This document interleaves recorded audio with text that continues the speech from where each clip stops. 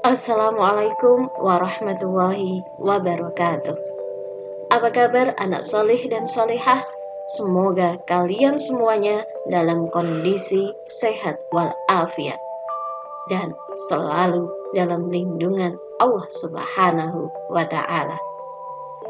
Bertemu lagi dengan saya, Ibu Siti Nurhamidah, dalam pelajaran Pendidikan Agama Islam dan Budi Pekerti SMP kelas 8 semester 1. Pada kesempatan ini kita akan belajar tentang pertumbuhan ilmu pengetahuan pada masa Umayyah, yaitu pada pertemuan kedua. Setelah belajar, kalian dapat menceritakan Daulah Umayyah di Andalusia. Kalian juga dapat menceritakan perkembangan ilmu pengetahuan pada masa Daulah Umayyah di Andalusia. Kalian juga mampu menyebutkan beberapa sebab kemunduran Daulah Umayyah. Kemudian, kalian juga mampu menyebutkan hikmah mempelajari sejarah Daulah Umayyah.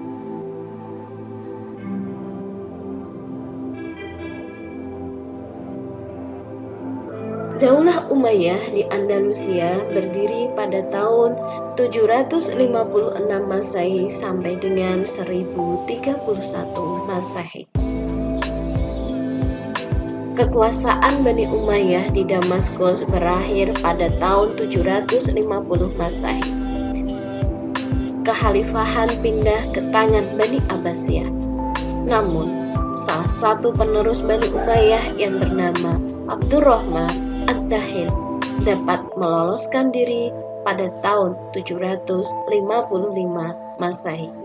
Ia dapat lolos dari kejaran pasukan Bani Abbasiyah dan masuk ke Andalusia, Spanyol. Di Spanyol, sebagian besar umat Islam di sana masih setia dengan Bani Umayyah. Ia kemudian mendirikan pemerintahan sendiri dan mengangkat dirinya sebagai amir atau pemimpin dengan pusat kekuasaannya di Cordoba. Pada masa pemerintahan Daulah Umayyah di Andalusia atau Spanyol, Cordoba menjadi pusat perkembangan ilmu pengetahuan. Pesatnya perkembangan ilmu pengetahuan terjadi pada pemerintahan Amir yang ke-8, yaitu Abdurrahman An-Nasir, dan Amir yang ke-9, yakni Hakam Al-Muntasir. Kemajuan ilmu pengetahuan dan kebudayaan di kota Cordoba ditandai dengan adanya Universitas Cordoba. Universitas ini memiliki perpustakaan dengan koleksi buku mencapai 400.000 judul. Pada masa kejayaannya, Cordoba memiliki 491 masjid dan 900 pemandian umum.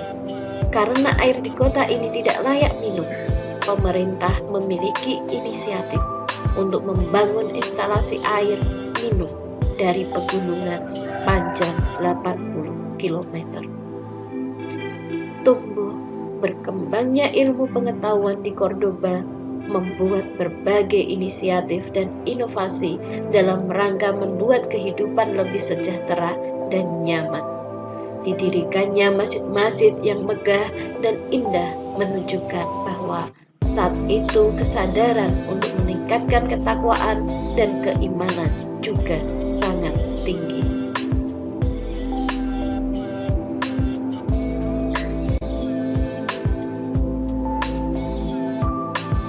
Amir-amir Bani Umayyah di Andalusia adalah sebagai berikut.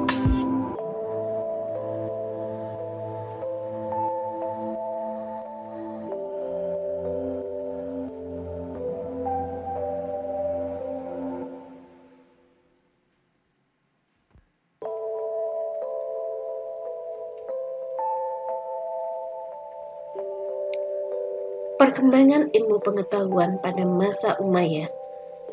Ilmu pengetahuan mengalami kemajuan yang sangat berarti. Adapun perkembangan ilmu pengetahuan pada masa ini dapat dikelompokkan sebagai berikut. Pertama, ilmu kimia. Di antara ahli kimia ketika itu adalah Abu Al-Qasim Abbas Ibnu Farnas yang mengembangkan ilmu kimia murni dan kimia terapan. Ilmu kimia murni maupun kimia terapan adalah dasar bagi ilmu farmasi yang erat kaitannya dengan ilmu kedokteran. 2. Bidang kedokteran. Di antara ahli kedokteran ketika itu adalah Abu Al-Qasim Al-Zahrawi yang dikenal sebagai ahli bedah, perintis ilmu penyakit telinga, dan pelopor ilmu penyakit kulit. Di dunia barat dikenal dengan Abul Qasis. Karyanya berjudul Al-Ta'rif liman A'jaza'an Al-Ta'yam pada abad ke-12 telah diterjemahkan oleh Geran of Cremona dan dicetak ulang di Genoa pada tahun 1497 Masehi, oleh Basle pada tahun 1541 Masehi, dan di Oxford tahun 1778 Masehi. Buku tersebut menjadi rujukan di universitas-universitas di Eropa.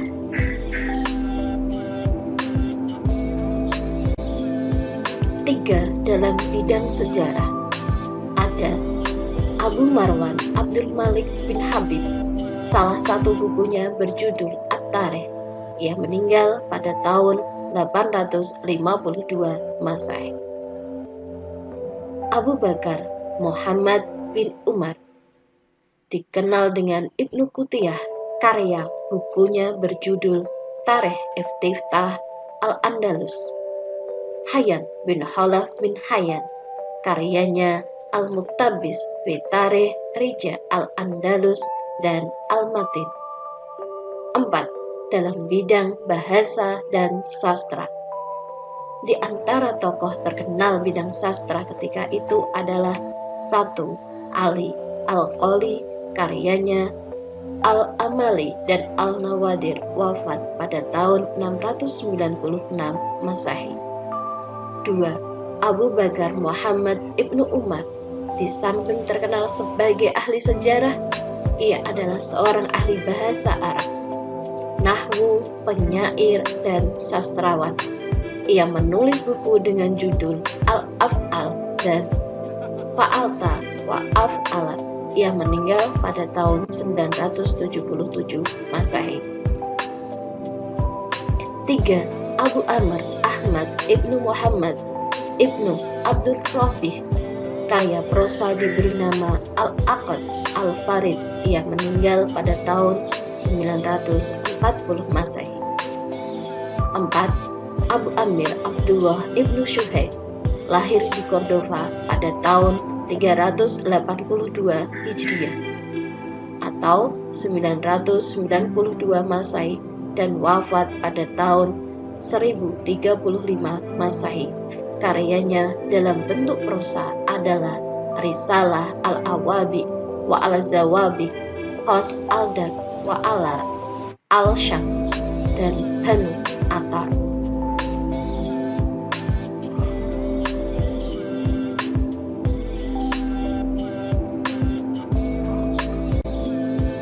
Di antara sebab-sebab runtuhnya kerajaan Bani Umayyah, yang pertama adalah karena tidak ada kejelasan sistem monarki, di mana sistem khalifah melalui garis keturunan adalah sesuatu yang baru bagi tradisi Arab.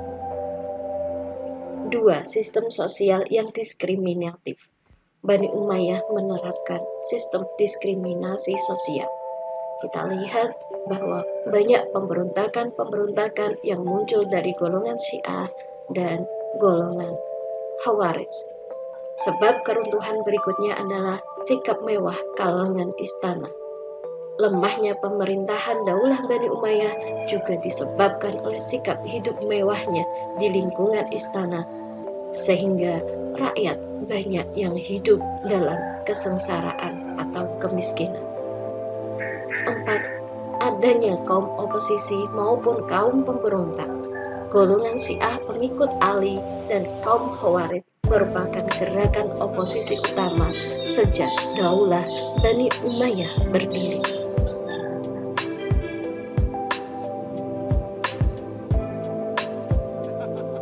Hikmah mempelajari sejarah ilmu pengetahuan pada masa Bani Umayyah adalah sebagai berikut. Kita harus tahu bahwa Islam memiliki kontribusi yang sangat besar dalam upaya menyebarkan ilmu pengetahuan dan teknologi. 2. Meskipun Bani Umayyah telah hancur, perluasan wilayah Islam masih terus dilanjutkan, sehingga dengan demikian kebudayaan Islam tetap berkembang di Eropa atau Andalusia. Niat yang tulus ketika kita melakukan sesuatu karena Allah sangat dibutuhkan. Ketika niat telah berubah menjadi orientasi terhadap kekuasaan atau harta, maka dengan cepat kehancuran akan menimpa. Anak-anak soleh dan solehah, penaklukan wilayah yang demikian luas dilakukan oleh kaum muslim saat itu berdasarkan pada permintaan penduduk suatu negara yang ditindas oleh pemimpin mereka sendiri. Kaum muslim tidak sebagai penjajah. Penduduk tetap diberikan keleluasaan mengelola kekayaan mereka sendiri dan diberikan keleluasaan untuk menjalankan agama atau kepercayaan mereka masing-masing, meskipun upaya penyebaran agama Islam senantiasa dilakukan. Setelah kalian menyimak video pembelajaran ini, kerjakan soal-soal berikut di buku tugas. Kemudian kalian foto dan kirim di classroom kelas kalian masing-masing.